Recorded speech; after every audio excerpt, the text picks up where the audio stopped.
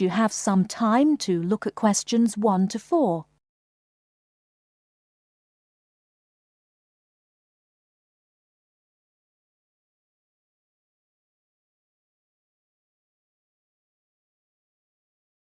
Listen carefully and answer questions 1 to 4. Good afternoon. I have with me in the studio today Dr. Stephen Phillips, author of the new book Silver Lining, which is an investigation into UFOs. Now, Dr. Phillips, can you tell us a little about your book? Yes, certainly. Over the last 12 years, I've become increasingly interested in the subject of UFOs, and this book is a compilation of all the sightings I've heard about, together with evidence. You see, so many people are convinced that there is life on other planets that I thought I would do some research myself. And what did you find? Are we alone in the universe? You sound sceptical. Well, you'll have to buy the book to find out my personal conclusion, but I can tell you this. There are a lot of sightings in a number of different countries, and the surprising fact that I have found is that despite never having met each other, a great number of these witnesses describe an almost identical object. Now, I realize that television and the media has given us all a mental picture of a UFO, a silver ship with bright lights that moves at very high speed. What interested me was that in all the eyewitness accounts I heard, people gave very precise and detailed descriptions that varied only slightly. Reports from America, Europe, even Asia, all share a significant number of similarities. Interesting. Tell me, have you been able to see any evidence yourself? Well, no. My aim in writing this book was not really to present my own opinion, but to gather all the information available and collate it into a kind of reference guide. Personally, I don't have anything much to add apart from the conclusions that I've drawn from the accounts I've heard. I understand that there is a strong body of opinion that claims there is hard evidence that is being suppressed by the American government. Could you comment on that?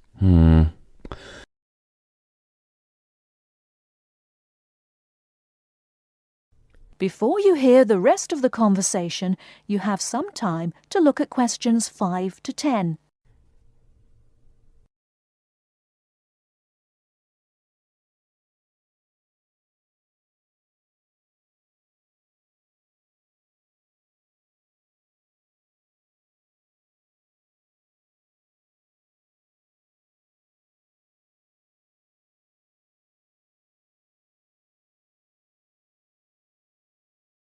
Now listen and answer questions 5 to 10.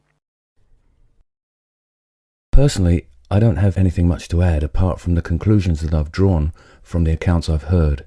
I understand that there is a strong body of opinion that claims there is hard evidence that is being suppressed by the American government. Could you comment on that? The second chapter of my book actually talks about a place in America that has often been in the media, Area 51. Area 51? Yes, it's a military base in New Mexico. In 1947, a man called McBrazel claimed... Sorry, who? McBrazel. That's M-A-C, capital B, R-A-Z-E-L. Anyway, McBrazel claimed to have found pieces of an alien spacecraft on his farm in Roswell. Now, many people believe that this was true and that the government of the time took the debris. Since that time, they have denied all knowledge of any such find, and accounts by the many leading experts at the time dismissed the claim, believing that McBrazel had actually found pieces of a higher altitude weather balloon that had disintegrated. Now, the lack of information combined with the large number of conspiracy theorists means that no useful scientific conclusion can be drawn, but I have found out one or two surprising details. Again, you'll have to buy the book if you want to find out more. Okay. Now, I understand that an overwhelming majority of UFO sightings occurred in America. Do you find that in any way relevant? Well, as I mentioned before, there are a large number of conspiracy theorists, and the popularity of science fiction programs in America could lead you to suspect that these sightings may be nothing more than an overactive imagination. However, I have found that there are a number of other factors that determine UFO sightings. In Northern Europe, the number of reports is very low, whereas in Southern Europe, where there is more open space, less light pollution, and generally clearer skies, the number of sightings increases. Now, when you consider the vast open areas of America, particularly around New Mexico, there is an argument that UFOs are simply easier to see in certain geographical and climatic situations. Well, I've never thought of that. If I could ask you one final question, Dr. Phillips, what about alien abduction? Well, I don't really cover that in my book. You see, I was looking to present facts from which people could draw their own conclusions. With these reported abductions, I've found them to be very unreliable. Well, thank you very much for your time. Before we finish, I'd just like to add that Silver Lining is available at all leading bookstores, priced at £19.99. Until next week, goodbye. That is the end of part 1. You now have half a minute to check your answers.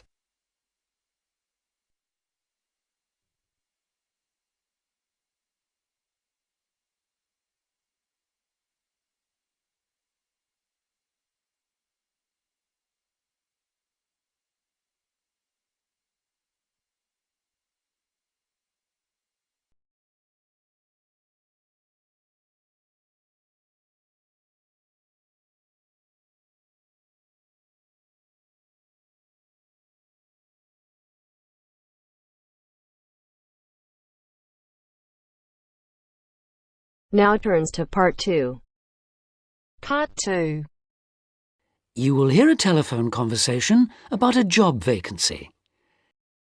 First, you have some time to look at questions 11 to 15.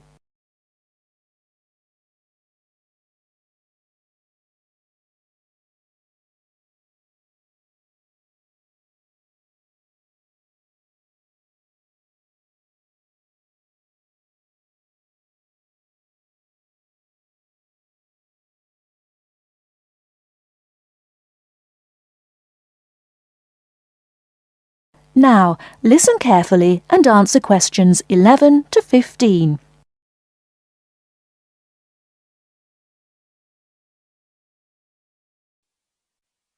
Hello, Top Job Employment Agency. Ellen Sykes speaking. How can I help you? Good morning. My name's Steve Collins and I'm calling about the call centre job advertised in today's paper. For an operative handling credit card inquiries? Yes, that's right. The wages and working conditions are all in the ad, so what I'd like to know now is what the work actually consists of. I should explain that I'm a student looking for a summer job, not long-term employment. That's okay. The people at Intercard say they've always found students to be honest, which of course is essential in this line of work, and they have the basic IT skills needed there. Apparently, there have been a few who didn't find it easy to get there on time in the morning, but in most cases their punctuality is as good as anybody else's. Anyway, about the work. And I know a bit about this because, as it happens, I've worked there myself. Really? Yes, for about a year. You'd find that most callers would be people wanting to check the balance on their cards, query payments made and so on. And from those who've had their card stolen? No, they ring another number for that, an emergency line. People also call that number if they lose their cards. And what are most callers like? I mean, what kind of people are they? All sorts, really. All ages, every kind of background. Though one definite trend is the change in the number of women. Nowadays, they make up around 55% of the total, whereas years ago, there used to be a majority of men calling. At one time, I heard, as many as 3/4 of all credit cards were actually held by men, but that must have been long before I was there. It's certainly different now. So to do this job, what sort of experience do I need? None, really. Have you got a credit card yourself? Yes, I have. Then you probably know quite a bit about them already. And as a student, you're obviously intelligent, which of course you need to be for the job. So after a day or so working with an experienced operative, I'm sure you'll have picked up enough to deal with routine inquiries, which of course most of them are. But there are bound to be questions I can't deal with, at least at first. What happens then? In that case, you can ask a supervisor. They're very helpful to new staff. I think I like the sound of this. What do I do next?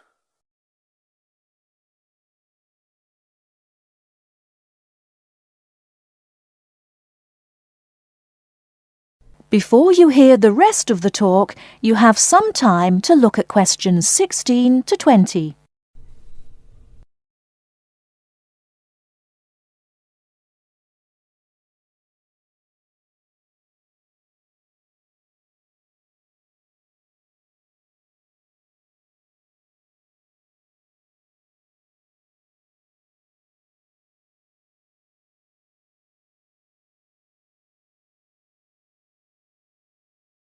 Now listen and answer questions 16 to 20.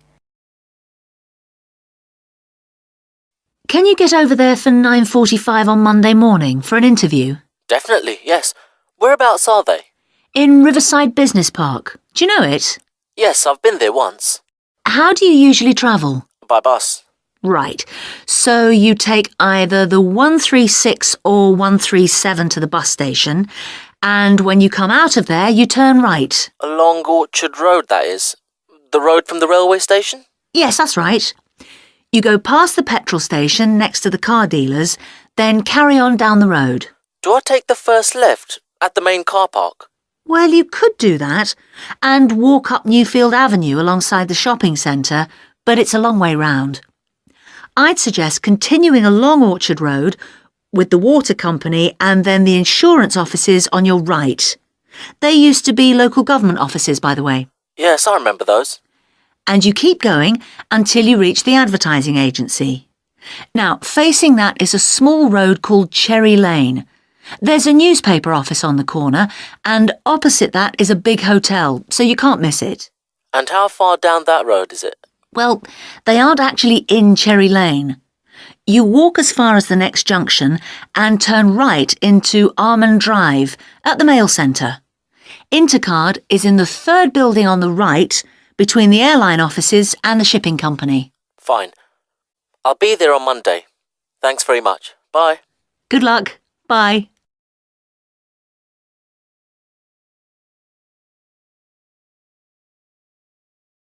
That is the end of part 2. You now have half a minute to check your answers.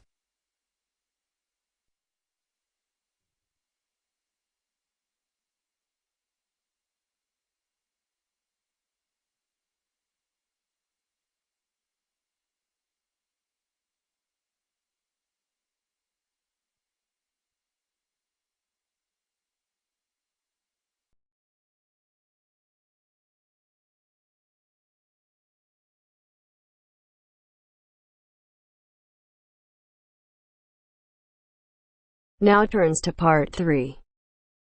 Part 3. You are going to listen to a radio programme about buying a house. First, you have some time to look at questions 21 to 25.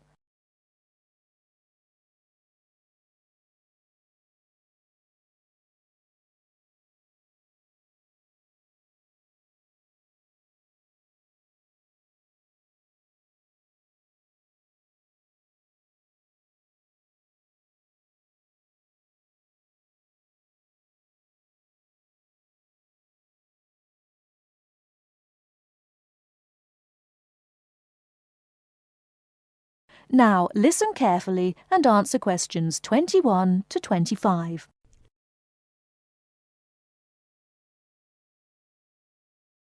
Good afternoon, listeners. Today, I'd like to welcome Edward Fox, who is going to talk to us today about buying a house. Edward. Thank you, Eunice. For most people, at least, buying a house is a major life event, and probably the single most expensive item you are ever likely to buy.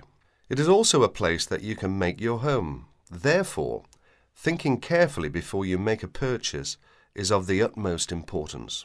One of the most important things to consider before buying any property is the location, because remember, it is where you plan to spend a large part of your life, or indeed the rest of your life in some circumstances.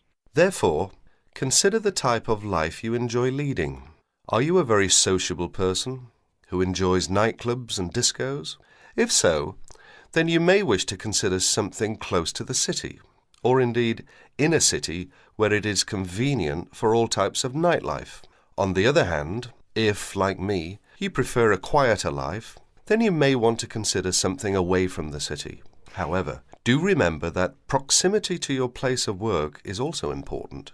Indeed, we spend most of our life at work, and you don't want to have to spend 2 or more hours every day travelling to work now, do you? Therefore, transport is the utmost importance.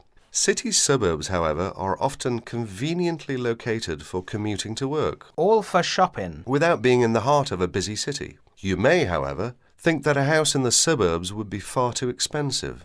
Yet houses located in cities can often exceed the price of suburban houses. So check out the prices. You may be surprised. Family is another important consideration. You may prefer a house that is away from a busy street or main road. And of course, remember that children have to attend school. Is there a good school in the area, or would your children have to travel a long distance to get to school? Therefore, if you have children, or you plan to have children, location is a very important factor. And of course, remember that a family influences the size of the property. Before you hear the rest of the talk, you have some time to look at questions 26 to 30.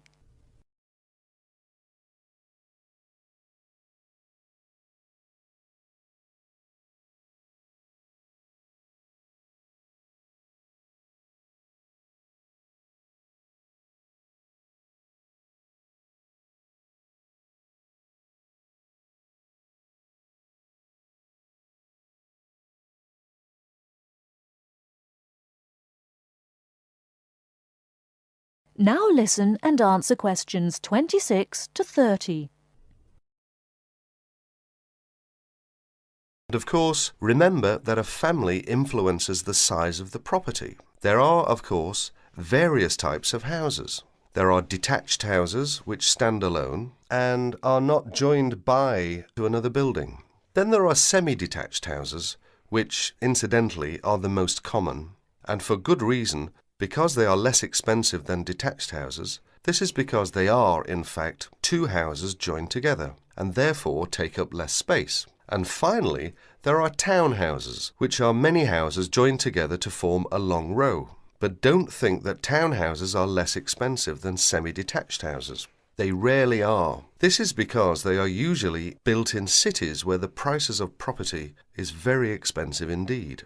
The age of property is another consideration. If you're considering buying an old house, beware. You may be faced with expensive repairs and renovation bills. So have the house thoroughly checked by a professional surveyor before you decide to buy. But then again, there are things you can look for yourself. Things such as the condition of the woodwork, especially doors and windows that can be expensive to replace. More importantly, make sure all the fixtures and fittings, things such as cupboards, sinks, taps, bathtubs, are all in good working order, because replacing kitchens and bathrooms can be a very costly business. And don't forget the garden. If the property has one, if you enjoy gardening, then fine. But if you don't enjoy gardening, then you may prefer a small garden as opposed to a big one. But even if you do enjoy gardening, it is important to remember that gardens take up a lot of your time. So keeping a garden in good order may be very difficult if you work long hours. One final thing is the general feel of the place. Does it have a good atmosphere? And most importantly of all, would you feel comfortable living there? Thank you, Edward. But I'm afraid that's all we have time for today. But I'll be back next Wednesday when my guest speaker will be talking about buying a computer. So until then, bye for now.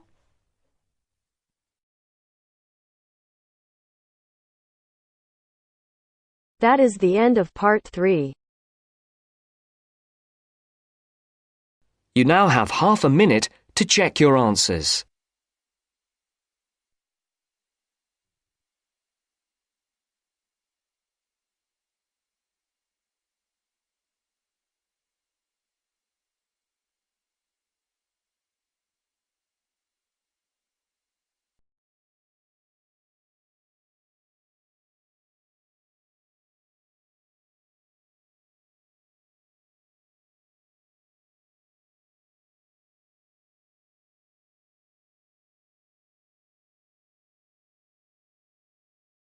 Now turns to part 4. Part 4. You will hear a wildlife expert giving a talk to a group of bird lovers in the UK about a species called the tawny owl. Before you listen, you have some time to look at questions 31 to 40.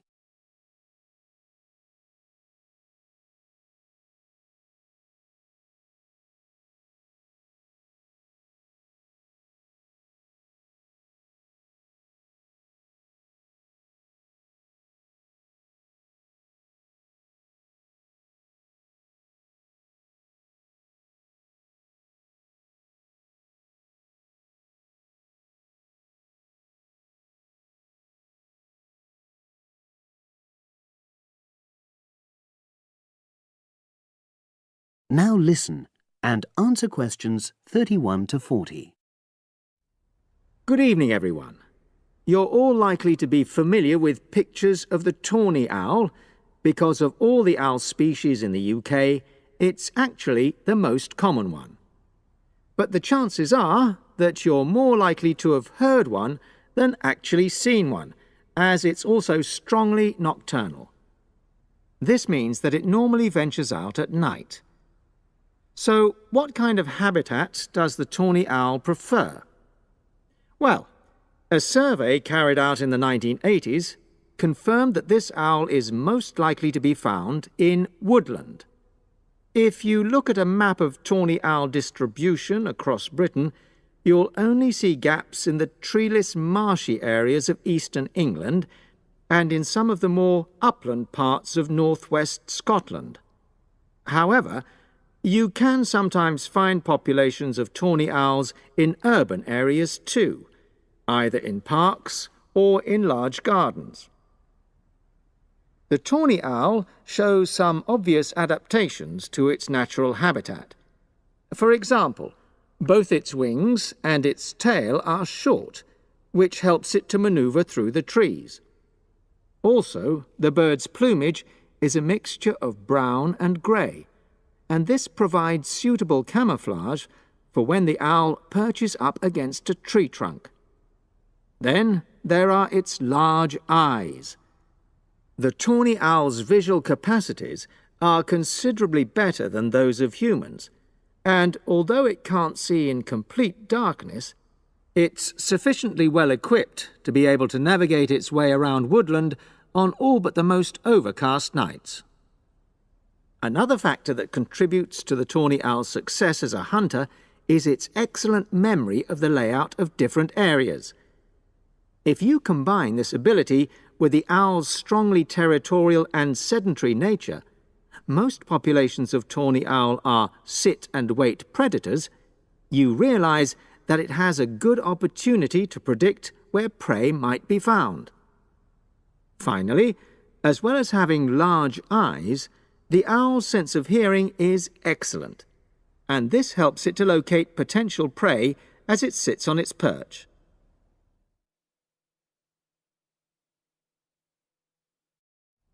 Turning now to the tawny owl's diet. Woodland tawny owls feed mainly on mammals, especially small ones, such as wood mice and bank voles. But they'll also take things like frogs or bats, or even fish, if they happen to be available. In urbanized landscapes, the owls seem to prey more on birds. So there are some differences there. Let's just look briefly now at survival rates in the tawny owl. Young tawny owls face a difficult time once they leave home, and 2 out of every 3 are likely to die within their first year. So, with such high mortality levels, it's a good job that established breeding pairs can produce young over a number of seasons and maximize their chances of passing their genes on to the next generation of owls. I've already mentioned the sedentary nature of the tawny owl, but it's not just adult tawny owls that are sedentary in their habits. Young birds, dispersing away from where they were born, rarely move far. The average distance is just 4 kilometres. There also appears to be some reluctance to cross large bodies of water. The owl is absent from many of the islands around our shores, with only occasional sightings in Ireland and the Isle of Wight off the south coast of England. Right, well, now I'll show you some photographs that have been taken in 1 or 2 of the... That is the end of part 4. You now have half a minute to check your answers.